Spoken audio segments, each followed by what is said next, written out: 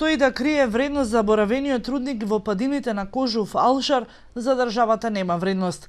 Заменик министерот за економија смета дека по бројните испитувања кои биле направени, нема ништо со кое може да донесе економски бенефит на Македонија. Делев не прецизираше за кои испитувања станува збор, ниту кога последните се направени. Знам дека во македонската јавност барануваат разни шпекулации и информации околу Лорандитот и колку тоа нешто е спектакуларно, но до сега сите истражувања ги имаме ние видено и прочитано и разгледано. Всушност тоа е еден Лорандитот е еден талиумов минерал за кој што светската наука се уште нема потреба.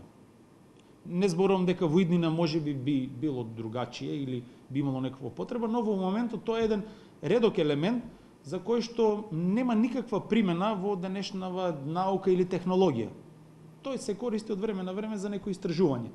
Така да, значи, чим нема некоја побарување или некоја примена, тогаш нема и некаква цена, ниту па пазар за тој елемент. Во 1986 година, тогашната југословенска власт го почнала проектот Лорекс, во кој бил вклучен десетини научни институции од Словенија, Хрватска и Македонија. По распадот на СФРЈ, сите активности околу рудникот се запрени. Се смета дека го има само во Македонија, а може би и во Шри-Ланка.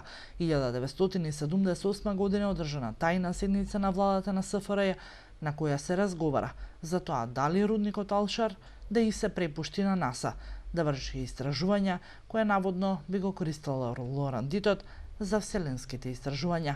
Но и покрај сите овие записи, македонските власти велат дека на Алшар нема ништо вредно.